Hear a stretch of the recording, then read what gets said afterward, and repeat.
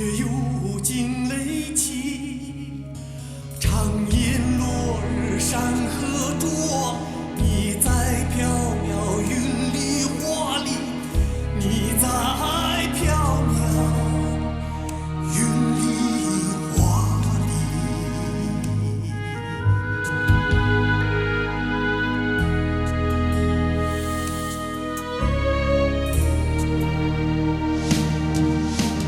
唱歌一曲，好风好梦好歌好一起。唱歌一曲，好风好梦好歌好一起。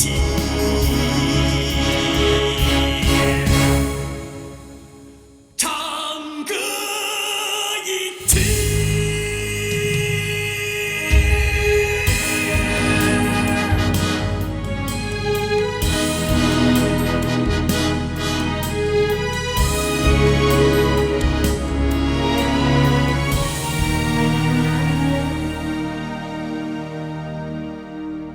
每次想起你，依稀枕边耳语；每次见到你，铁马几个监狱。荡气回肠千山外，悠悠在我心里梦里，悠悠在我心里梦里。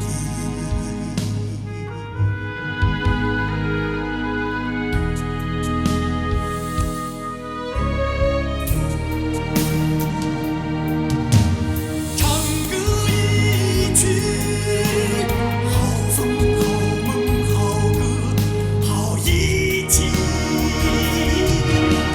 唱歌一曲，好风好梦好歌好一起。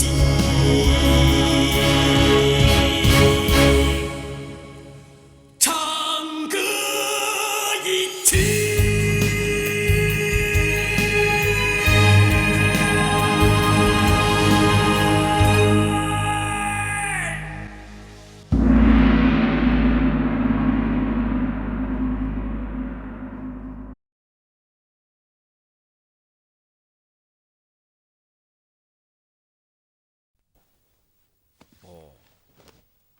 是这样。我说那些人为什么不惜一切地追杀你？原来是为了这个。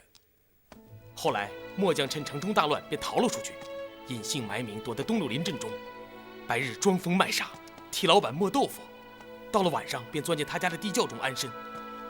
本想等风声一过，便赶往京城面见圣上，申明原委。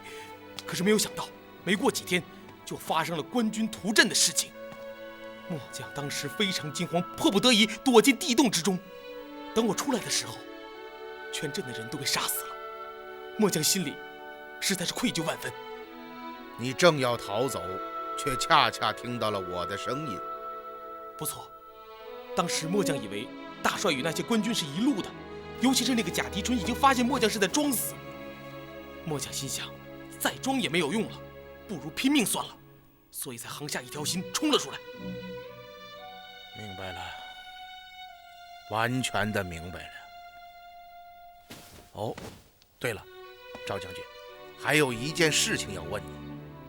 大帅请讲。大军出瀛州的时候，指南车是好的吗？是啊，大军一路全是靠指南车和地图同时使用。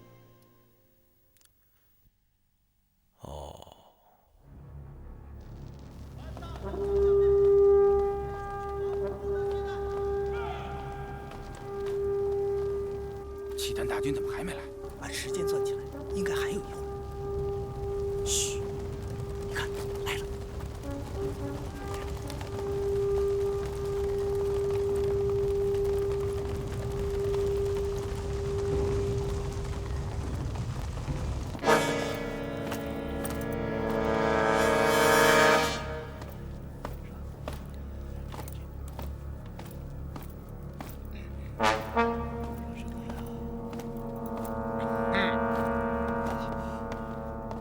大帅啊！三位大人，还有什么话要对本帅说吗？时间还来得及。恩师，学生有话要说。说吧。而今契丹大军距崇州不过数十里路，而大将军全善才却擅自下令，将左卫主力调往城外。学生万分不解，前去询问，可是大将军却说他自有妙计。再问之下，他便以官职压人，不肯言明。现在当着大帅的面，大将军总可以说一说你的妙计了吧？大帅，这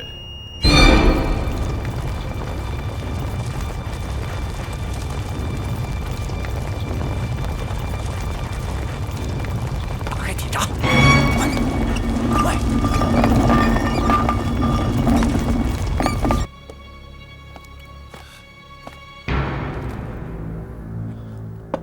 诸位大人，你们想不想听一个故事？1年前，一个阴谋在我的身边诞生了。首先，我发现我的管家狄春被人换掉了，而做这件事的竟然是内卫，这令我万分的诧异。不过，我略施小计就识破了这个贾狄春的身份。可是有一点我不明白，此人为什么要费尽心力卧底在我的身边？但是随着如燕、王铁汉的出现，我终于明白了，这个卧底的贾狄春就是为了东峡石谷的会战而来。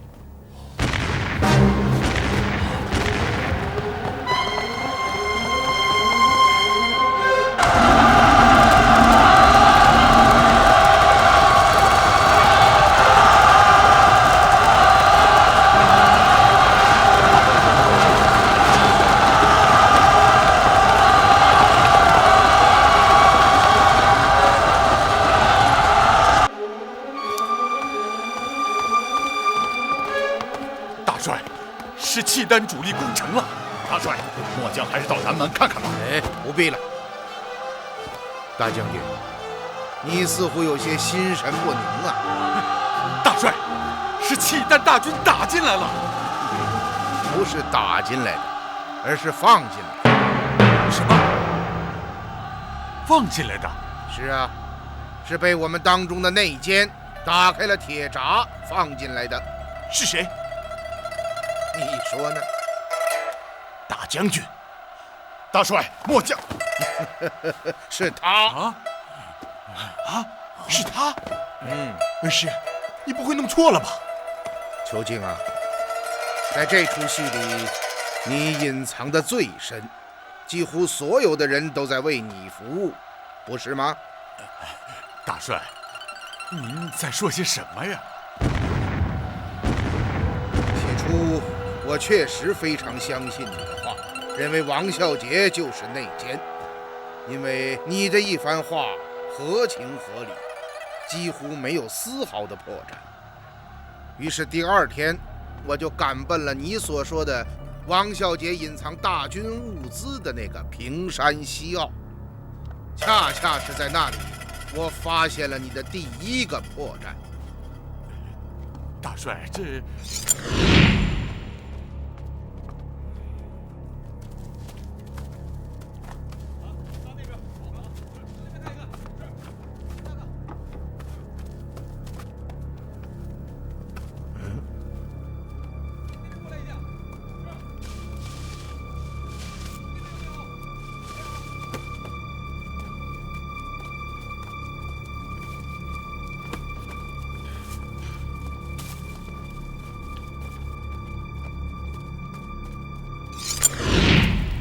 是什么？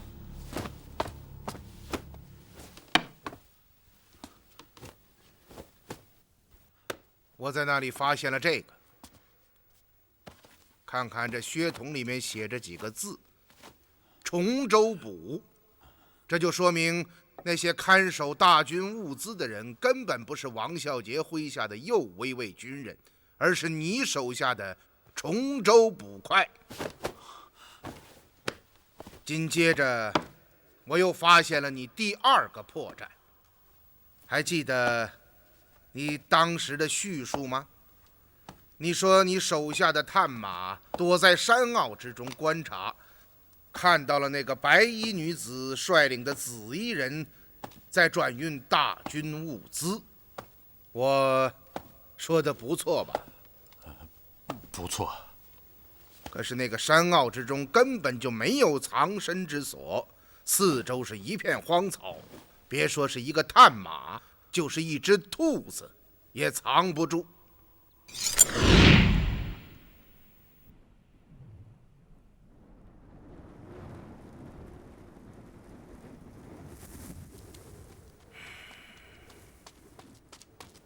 大人，卑职等四下搜查了一遍，没有发现什么可疑的物事。哦，这四周的悬崖真是又高又陡啊！是啊，怕有10几丈高呢。杨芳啊，哦，你跟大家说一下，我们绕到山后上去看看啊。是。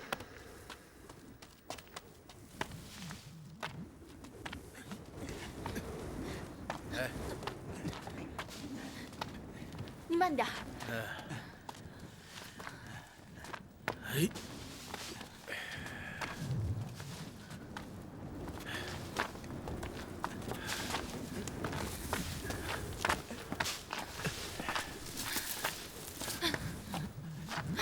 费了半天劲儿爬上来，看不见谷底啊！好好，一会儿就下去啊。哎，别，你还是看明白了再说吧。当时我想，会不会探马是躲在山顶之上向下瞭望？于是我便率人登上了山顶。但是由于山势过高，人在山顶之上根本无法看清谷底发生的任何事情，因此当时我就断定你在撒谎。你说的不错，确实有人将大军物资转运给契丹，但不是王孝杰，而是你。第三个疑点就是那个吴大憨，我一直想不明白，他为什么不说实话？如果他真是给王孝杰送信的奸细，那么此时王孝杰已经逃往契丹，他为什么还不说出实情呢？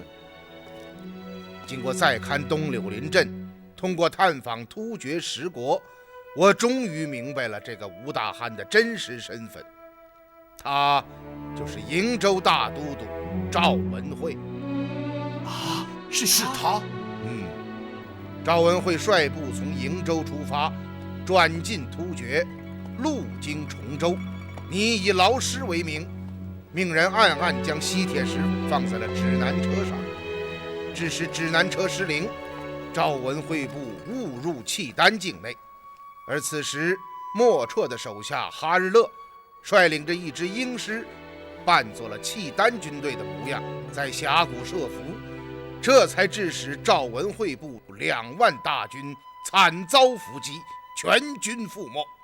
所谓赵文惠部失踪的真相竟然是这样，那么大军的尸体为什么会出现在突厥的金山呢？事发之后，哈日勒命人将尸体装上马车，运到了突厥的金山，为的就是造成两国之间的误会，从而引发大周与突厥的战争，他们便可以从中去利，夺我大周天下。当时赵文惠已经发现崇州有内奸，于是他只身逃回崇州，给王孝杰报信，深夜面见了王孝杰的亲信孙副将，请他将消息送往军前，要王孝杰小心。然而这个孙副将却并没有出城。不错，学生问过密探张康，当夜的确没有人出城。而你却说孙副将连夜出城给王孝杰报信。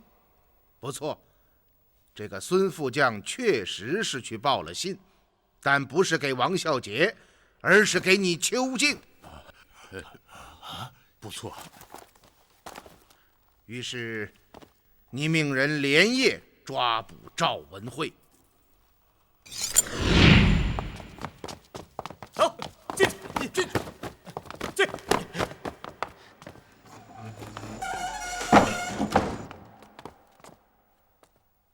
赵将军，别来无恙啊！刺史大人，既知文慧的身份，为何还要抓捕于我？听说赵将军要大将军府的孙副将给王孝杰送信，说崇州有内奸。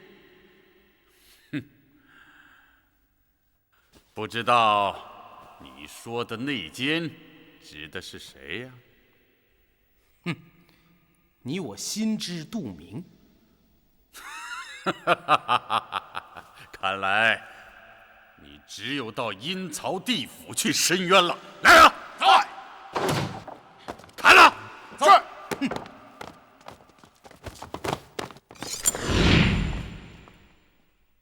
然而，令你没有想到的是，赵文慧打伤了行刑的军士，逃离崇州，这令你深为恐慌，因此你派人四处追杀。可这个赵将军既然已经得救，为什么不说出实情呢？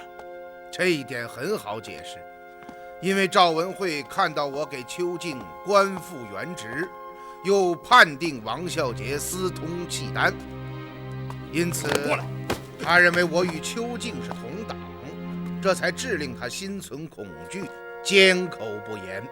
哦，是这样。就在邱静全力追杀赵文慧之时，东峡石谷兵败，王孝杰率残部退回崇州。他责问你为什么不为大军提供转运，为什么在危急之时挟私报复。同时，他也听说了赵文慧之事，并派人四处寻找，这就更增加了你的恐惧。于是，你便向你的主子萧清芳禀报，这样一条苦肉之计就诞生了。苦肉计？是什么苦肉计啊？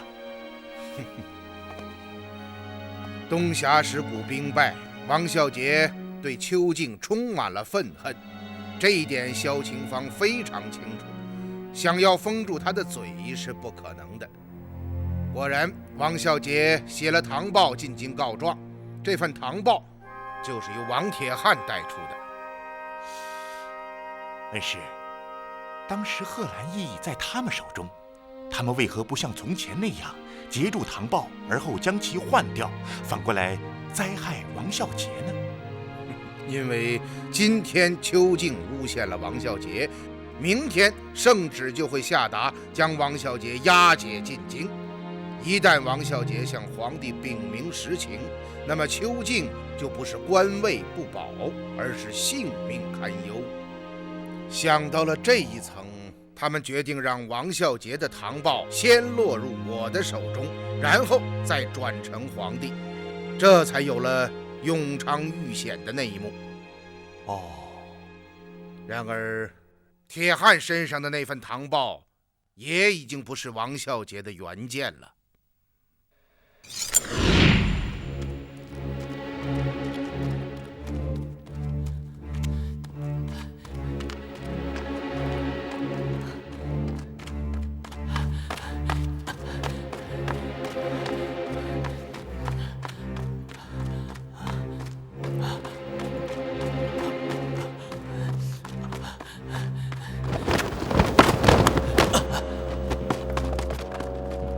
苏将军，他晕倒了。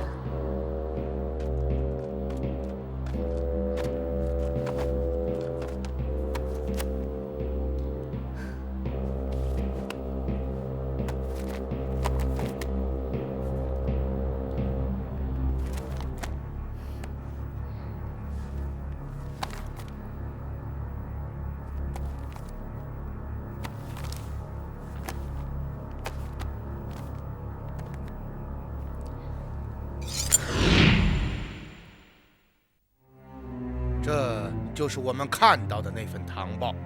那里面删去了有关赵文慧下落的一节，就连邱静拒绝为大军提供转运一事都没有提，只是我问到铁汉时听他说起的。于是我上奏皇帝，圣旨下达，邱静免官借京，王孝杰安然无恙。大将军王孝杰是一个行事短视、毫无远虑之人，他一见皇帝没有责怪于他，也不再具表上臣真情，此事便不了了之。这场苦肉计也就达到了预期的目的。而接下来，一场让邱静复位、嫁祸王孝杰的阴谋就开始了。您是说劫杀牵牛卫的紫衣人不是王孝杰派出的？当然不是，那是邱静自己派出的。他这么做，第一是先将他自己保护起来，不至于落入朝廷之手；第二，就是为了嫁祸给王孝杰。然而半路杀出个李凯固，又恰巧被元芳看见，此事就显得更加自然真实，更加可信。而与此同时，我们走访民间，正好看到了宋无极血洗东柳林镇，下窑洼官军杀粮冒功，这一切都使我对王孝杰非常的不满。然而到昨天，我夜审宋无极时，才终于明白。宋无极，事到如今，你还不从实招来？是，末将虽隶属右卫尉，却在几年前加入了一个密团。什么密团？叫蛇灵。那么，血洗东柳林镇是不是这些人让你们去做的？正是，他们听说您要到镇上私访，这才飞鸽传书命我图镇。听了他的话之后，我立刻明白了。宋无极和那个孙副将一样，都是暗中听命于你，替你充当爪牙。搜查东柳林镇确实是王孝杰下的令，但只不过是为了找到赵文慧，而你们就是怕赵将军落入我的手中，因此才暗命宋无极屠杀镇上所有的居民。这样一来可以杀人灭口，二来又可以灾害王孝杰，真是一举两得呀。而后就出现了李凯固和元芳被化妆了的贾迪春绑架之事。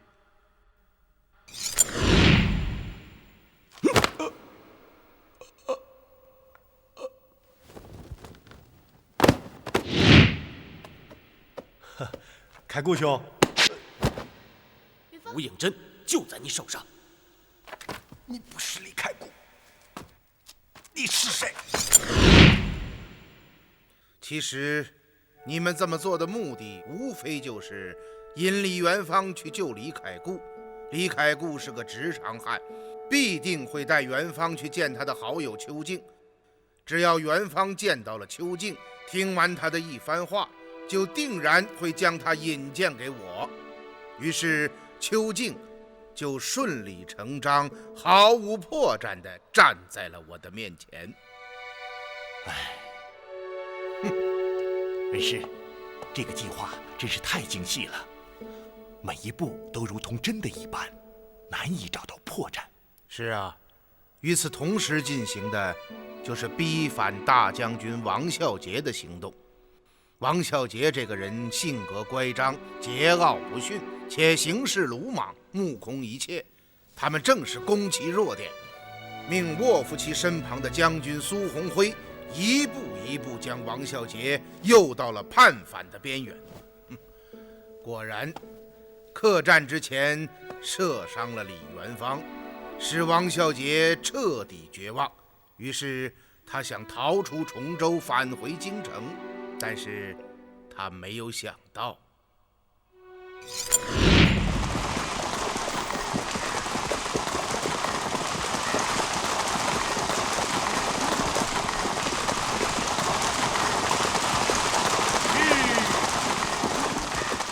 鸿辉啊，像这条路有些不对。大将军，这条路卑职非常熟悉，肯定没错。这！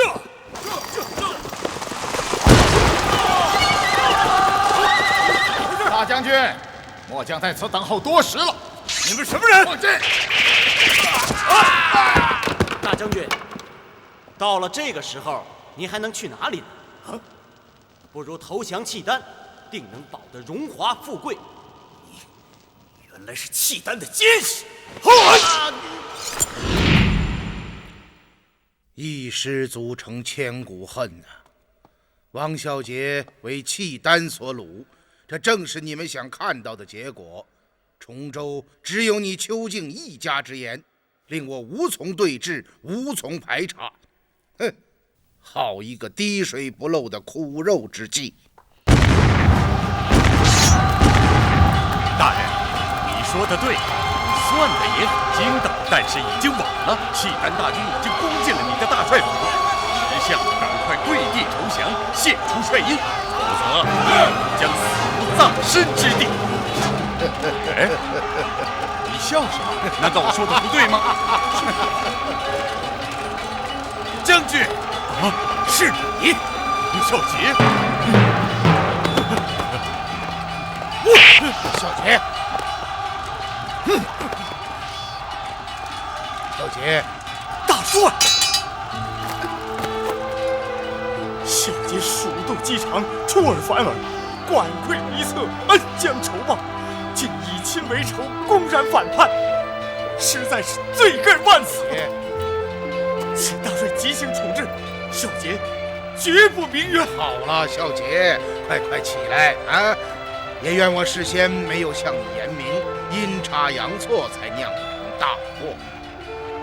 大帅，小杰愧悔难当，情愿一死。好了，快起来啊！能够让咱们的王大将军真心认错，真是不容易呀！啊，元芳。元芳将军，你险些命丧我的手中，可最后救我的，却是我要杀死的人。我王小杰不知该说些什么，只是有一点，从今往后，孝杰的命便是将军的命，我二人一命同心，请将军不念旧恶，弃院下轿。哎，大将军，你过谦了，人孰误过，过而能改，善莫大焉。今后休要再提此事，你我倾心相交，情如兄弟。元芳，凯固兄，你又给哥哥找了个好兄弟啊！启禀大帅，末将率右营将士在斜了里给李进忠的腰眼子狠狠戳了一下，他的1万前锋已被全歼了。好啊，凯固，你做得好啊！大将军，李凯固是个粗人，误会你了，别往心里去啊！凯固者大将也，率性直肠之人啊！刚刚你跟元芳认了兄弟，也就是我兄弟了，我就不客气了啊！好啊，大家本来就应该亲如兄弟嘛。哎，我说啊，像你这样的大哥，平常少说几句废话就行了。嘿，这丫头，见了面就没好话。哼！你这奸贼，算我瞎了眼！来呀，在，将邱敬给我拿下！是，走，快走！国兄，恩师啊，这到底是怎么回事啊？曾太啊，在我明白了一切真相之后，我立即派元芳和如燕赶到契丹老巢，救出了大将军王孝杰，而后又请吉利可汗将青石谷中哈日勒的那支鹰狮的指挥权交予了王孝杰。这支鹰狮本来就穿着契丹军服，这样孝杰便率领这支队伍扮作契丹大军向崇州进发。由于距离很近，孝杰军先于契丹前锋抵达崇州城下，城中的奸细不察之下打开城门，孝杰进城之后四处埋伏，等待真正的契丹前锋进入伏击圈之后，而后关门打狗。哦，原来是这样。那凯固将军呢？哦，刚刚你不是还在告全大将军的状吗？啊！其实是我用飞鸽传书，让他将主力调出城外，由李凯固统领，只待城内伏兵一起，立刻率军进攻尚未入城的契丹部队，这样前后夹击，全歼其前锋精锐。曾大人，您现在明白了吧？全大将军是曾太愚鲁，这怎么能怪大人呢？是末将情急之下无法言明啊！包围小院，快快快快快！进入院中，快快快！快点！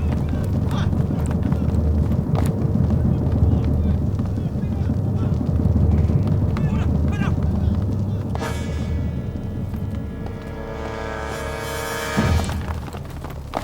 中，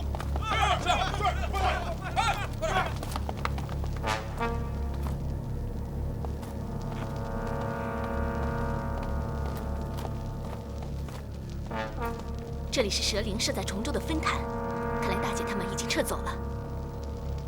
如此说来，事情还没有完结啊。大人，您说什么？几年前的幽州，而今的崇州，这些人是绝不会善罢甘休的。如烟呐，从今天起，你还是叫我叔父吧。我有3个儿子，我兄长有2个儿子，身边就是少了个女儿啊。今天我因祸得福，收了个侄女，哎，元芳。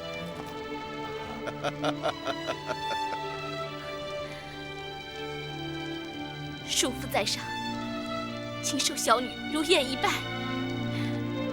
哎，好孩子，好孩子，快起来，啊！从今天起，你就算有个家了。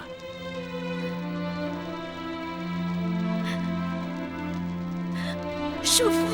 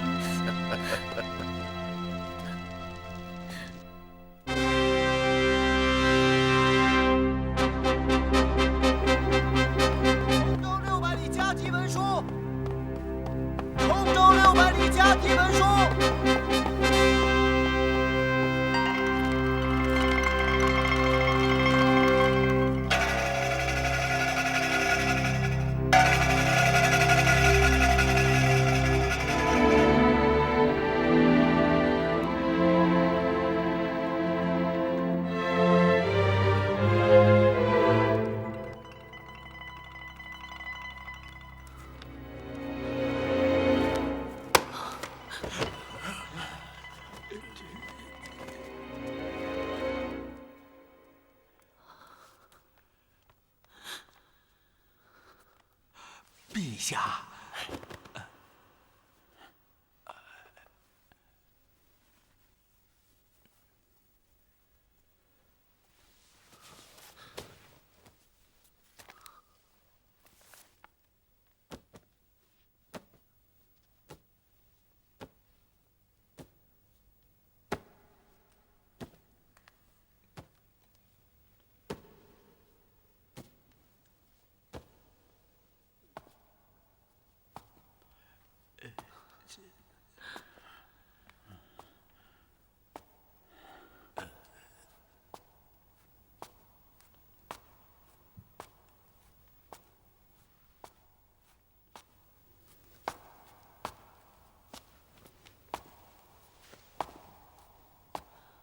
我崇州大军全歼李尽忠部12万人，斩李尽忠首级，不日将回朝献捷。哎呀，太好了！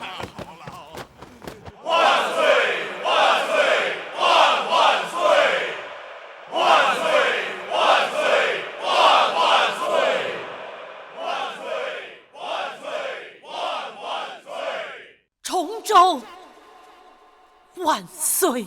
万岁！阵迎接。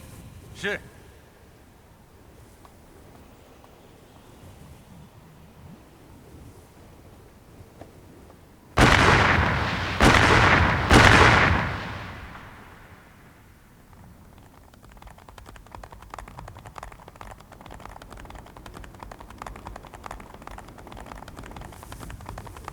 狄大帅率大军回朝献捷！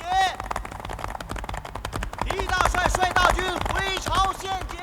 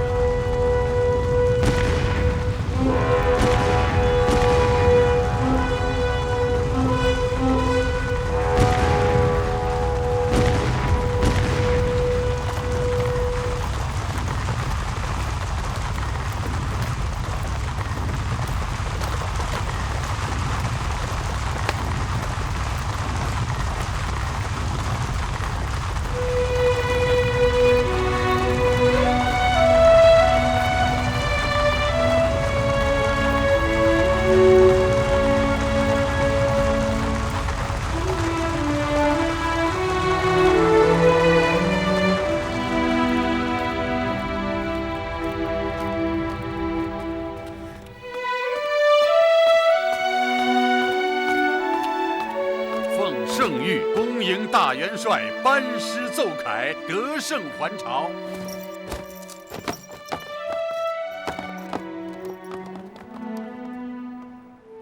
臣狄仁杰率崇州众将参见陛下。万岁！万岁！万万岁！万岁！万岁！万岁！赐大元帅酒。是。等等，陛下，您还有什么吩咐？朕要亲自敬酒。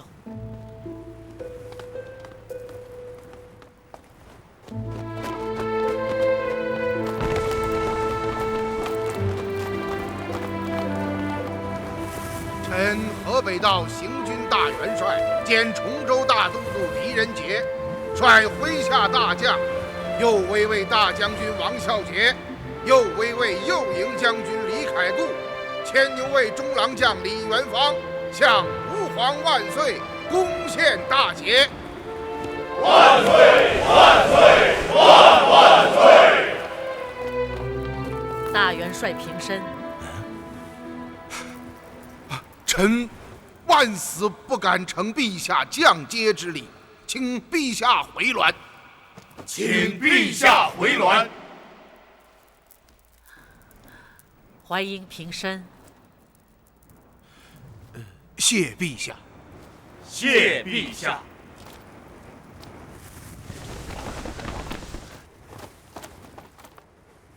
降阶之礼，自有礼之始，乃为各国元首族长而备。然今朕破格用降阶之礼，是为了告诉世人，这一场胜利来之不易呀！这一场胜利来之不易呀！它是用我边关数十万将士的鲜血换来的。我大周有大将，我大周有忠良，我大周有忠诚的千百万士兵啊！万岁！万岁！万万岁！万岁！万岁！万万岁！万岁！万岁！拿酒来。欢迎陛下，你辛苦了。谢陛下。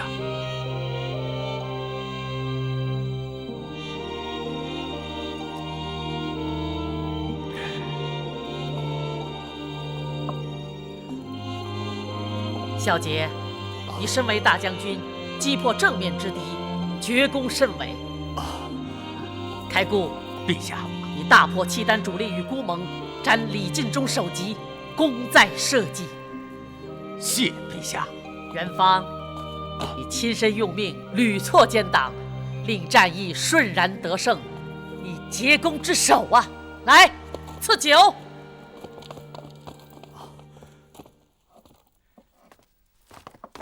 陛下，这杯酒，臣可以转敬吗？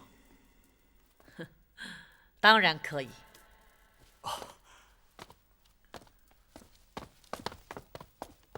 大帅，小杰，小杰以陛下赐酒，转敬大帅。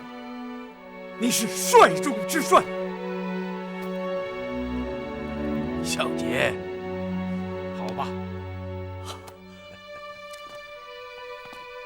全仗众位将军，元丰将军，我们同敬大帅一杯。好，还有朕。陛下。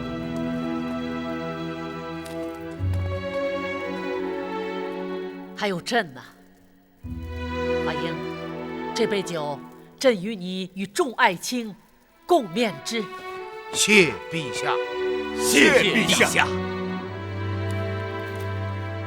万岁！万岁！万岁！万岁！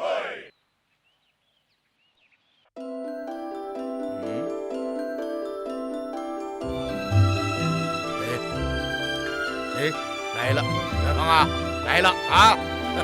大人，您的侄女来了，您应该高兴吧？怎么跟我说？老爷，老爷，如燕小姐来了。哦，元丰来了啊！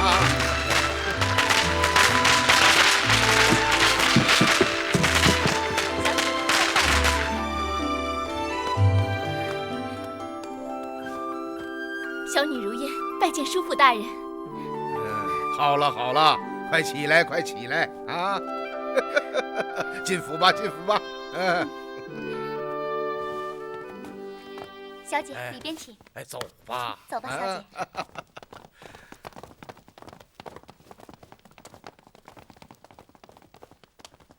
如燕啊，来来来，啊，如燕，你对这里应该是不陌生吧？那是当然，我好歹也在这儿住了那么长时间。东跨院已经给你收拾出来了，你还住在好的。如燕，这是写给你的信。什么？写给我的？怎么了？是大姐写的。萧清芳，谢儿，我会永远盯着你，直到你死。大人，看到了吧？事情还远远没有结束。